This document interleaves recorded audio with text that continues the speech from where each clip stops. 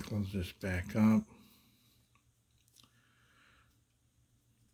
Now the primers have already been knocked out of these, but if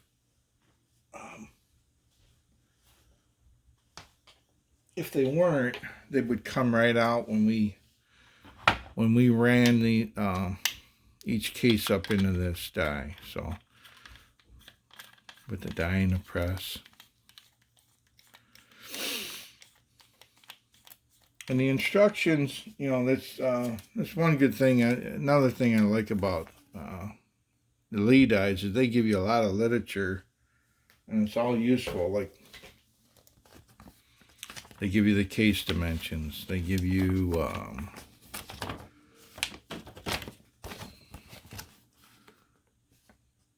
how to adjust each kind. There's a full-length sizing die. It's the one type of sizing die, and then the collet neck sizing die is the one we're going to use.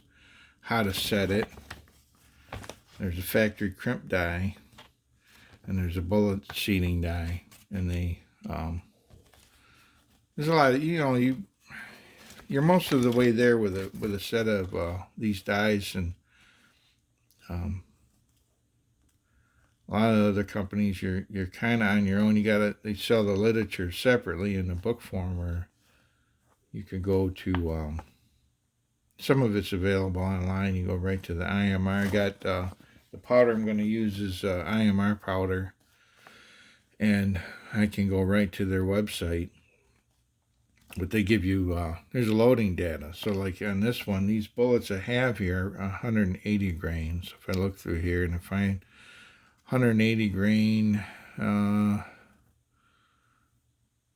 not a solid, it's a jacketed, be 180 grain jacketed, and I see that here's a H4350, which is similar to IMR 4350, but they give you some loads. They give you a starting load and then a never exceed load, and it looks like it's in the I don't know if you can see, but in the 52, oh wait, yeah, 52 grains, and then maximum 57.5, and then the maximum overall length of the loaded cartridge from the tip of the bullet to the head. So that's that. What we do, we run this die in until, I'm going to hold this closed. I run this die in until the sleeve contacts the shell holder here. And turn this, maybe you can see better. So there, it contacts right there. Since I want that right at the end of the camming, the most powerful point in the stroke on this press, I want to open it up a little bit. And for heavy duty press, you might go 2 turns in. I don't know if I can manage that without putting it on the ground and kind of put my weight on it. But what I would do here is turn it in. We go like, say 1. That's about 1 turn.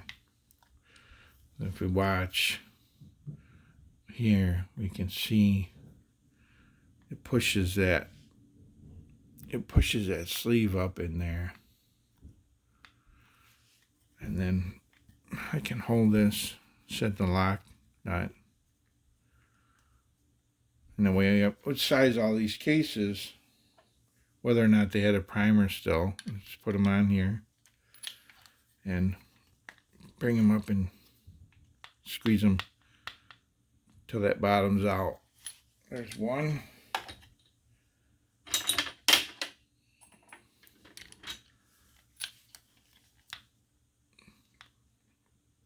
And they say too that this brass, if you hold it, just because I hit the limit doesn't mean it's yielded yet. And sometimes if you give it some time, what I'm saying is once I squeeze this in and hit that limit, if I hold it there, maybe a count of 5, 4, 5, that brass will yield.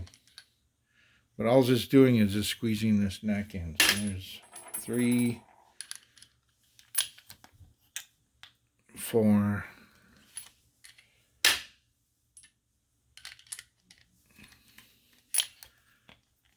5,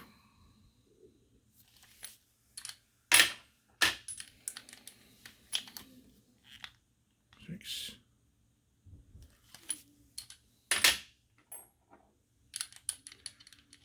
Another advantage of this die over the full length sizing die is you don't need lube. You don't need case lube. On a full length die, you have to lube the body, never the shoulder, because you'll get hydraulic dents. But you lube the body. If you didn't do that, you could get it stuck in the die, and then you're dealing with trying to knock it out, which is not terrible, but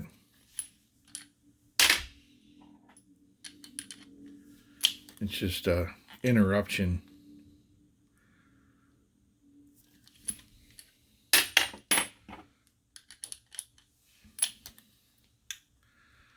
Okay. There's all 10. So now we have 10 cases that are sized, they're trimmed.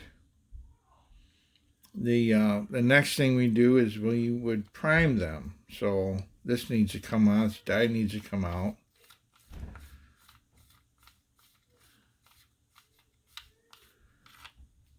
Goes back in there. The shell holder will come out of here. Now there's a bunch of different priming tools. This is the one I have, but there are priming tools that are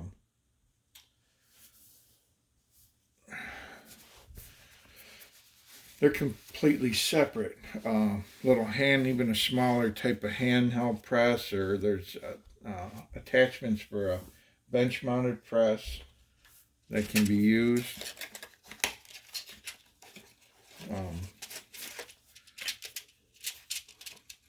I kind of like this, what I got here, because the whole thing fits in this. This is a 20mm ammo can. A lot of my equipment fits right in there. But so here I got. There's essentially 2 sizes of primers, 2 diameters. There's a large rifle and a small rifle, or large pistol, small pistol. The diameters for large and small are consistent between rifle and pistol.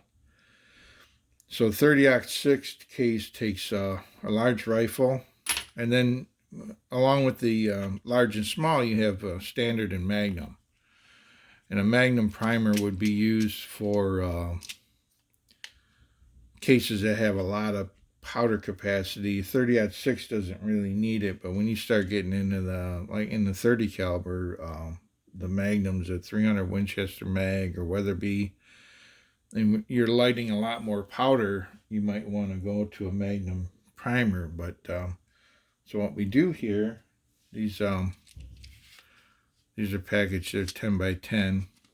There's 100 in here. I got 10 cases. I'm going to need 10 primers. Probably. And ideally, you don't want to handle primers with your fingers. Any oil that you get on a primer, if you got any kind of gun oil, whatever you have, could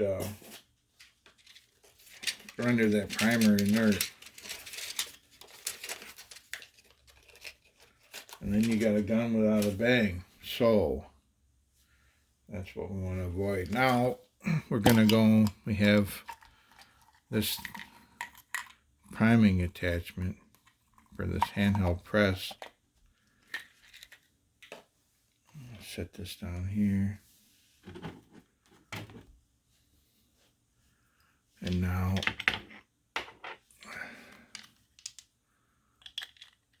we're going to put the brass up top, and we're going to use the ram to insert the primer into the primer pocket.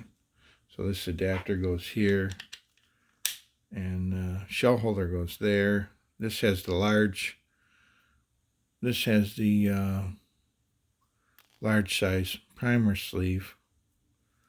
and then that just goes in here like this.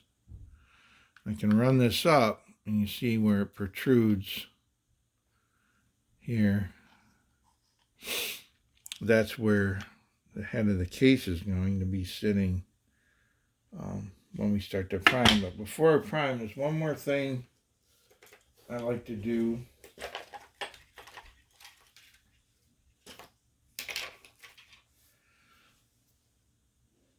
I have this this tool here, and it's just a paper clip with a little hook on the end. And the purpose of it is, on these rifle cases, what happens is this whole case from about this point forward can flow. And when that pressure goes into it, think of it, it's it's squirting out that way, and this case is wanting to flow down the barrel. The bullet goes, but the case wants to go too. The case grips the chamber all along its length when the pressure fills it, and it expands out and grabs that chamber. The only part that can't do that is this thick web back here. It can't do that. So what it does is it tries to go to the rear. So what you have is a spot somewhere in between my thumbnails here where this case would stretch. And it gets thinner and thinner and thinner there when it's not always apparent on the outside. Sometimes you'll get a bright ring right in here, and this case is getting ready to give, and you don't want to use it anymore. So one way to check for it is have this. Just reach in there and see if you can, and you try to. It doesn't hook on a groove. What do you say? An annular groove. So that one's good. Come in here, check this one. In some cases, if you're loading a pistol, say like a 9mm, you can see down in that case, and it's not as critical. They don't have anywhere near the pressure of a rifle round, so that head separation is going to be easier to identify. None of these are grabbing. You'd feel a little bit of a grab in there. That's not there. Check in here. No.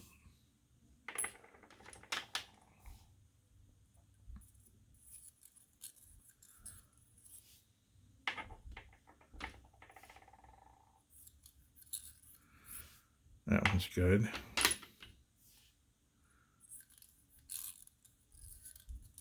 That one's good.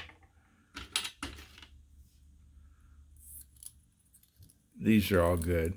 These cases, as far as I recall, it's been a while since I shot this 30-06 a lot. I used to take the boys, and it wasn't anything for them to shoot 400 rounds through it in the afternoon. But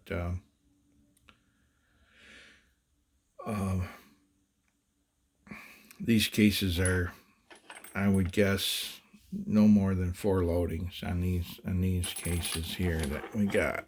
So,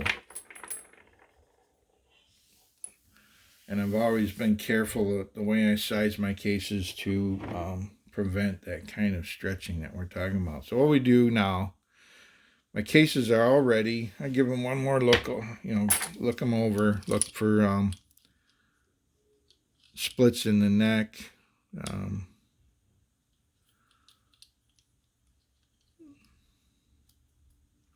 And it's just like that was a hair or something.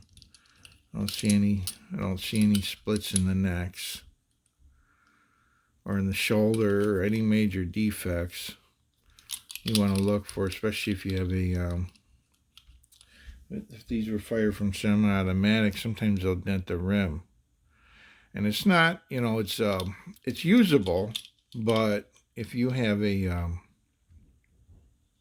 condition where this rim is dented that way, and your extractor can't snap over it because it puts a point on that rim too far forward, then you you have this case stuck in your chamber where, in the worst case scenario, if you had to defend yourself and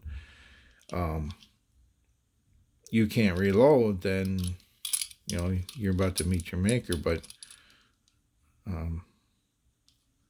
if you're just going to blast away at targets or whatever, you don't care, then it's not a deal breaker. Just, be aware that you want pay different, you might want to pay particular attention to something you're going to rely on. So I run this ram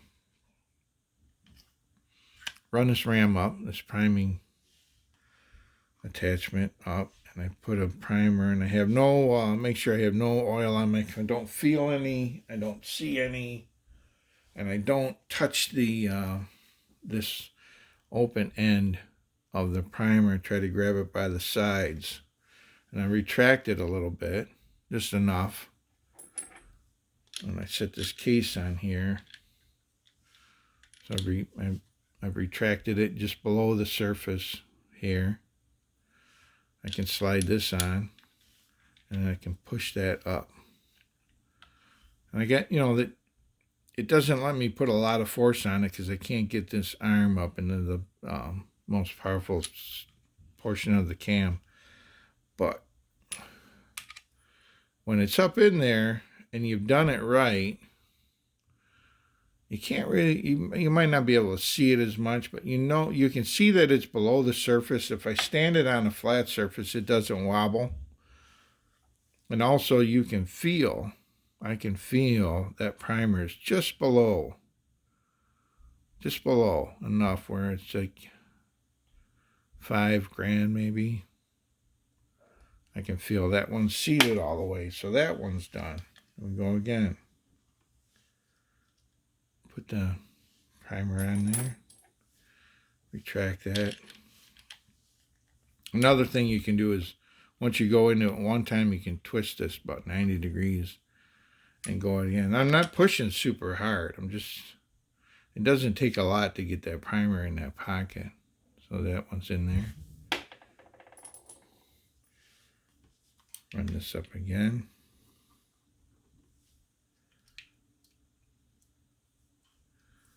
Retract that.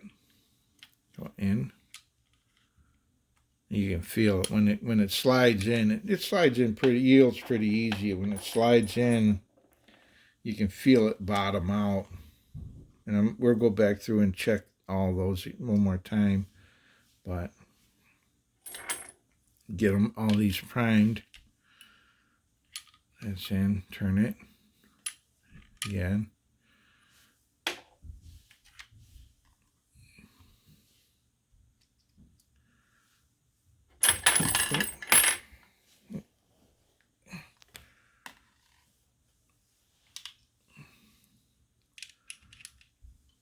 One thing I don't have right now is you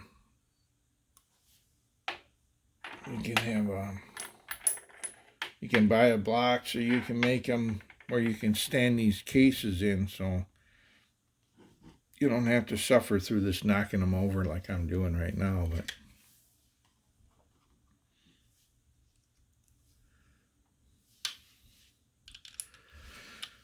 it's another thing to get in the way, and kind of in my old age, I'm getting intolerant of clutter, so.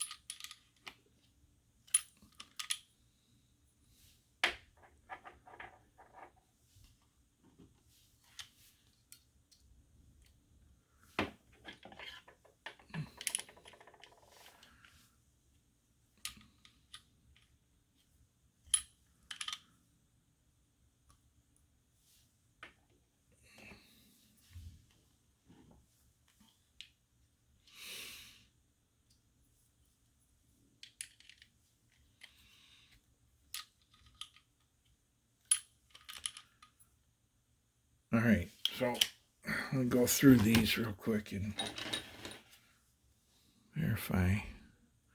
They're all below the surface. They sit fairly flat. I mean, if they didn't, they wobble for a second, but then that's just because they're tall. But they're all below that surface. Another reason you don't want them proud is because you can potentially, when you chamber it in a firearm, it's possible. Never heard, I can't think of a documented incident, but it's theoretical possible that you can fire that round before you lock the breech. So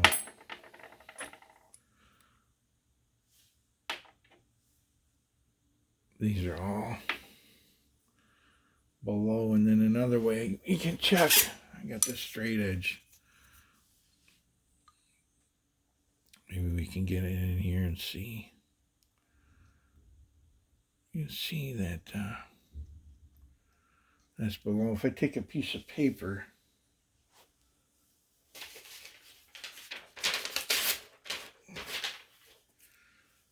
so they say 5/1000ths of an inch below the surface, for the surface of the primer.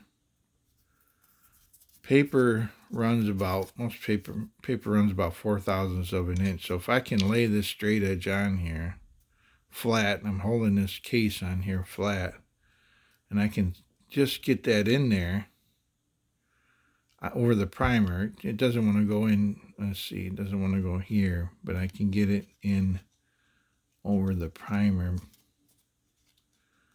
a little bit there.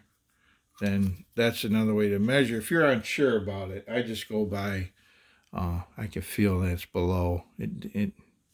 My finger dips into that, touch that primer surface. So now we have 10 prime cases. The next, I think what I'm going to do,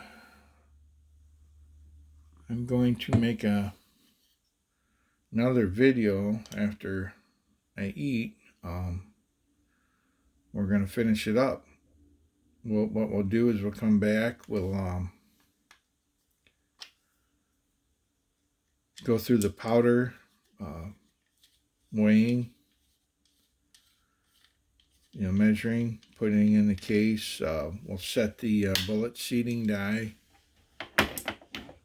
We'll need a shell holder on here still. We'll set the bullet seating die. We'll set the depth, and that should be it.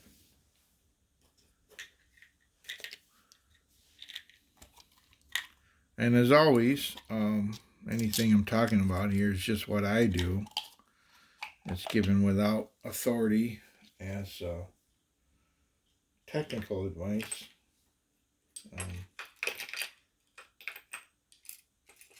Everybody knows firearms are inherently dangerous, and if you don't know what you're doing, don't play with them. So until later, thanks for stopping by.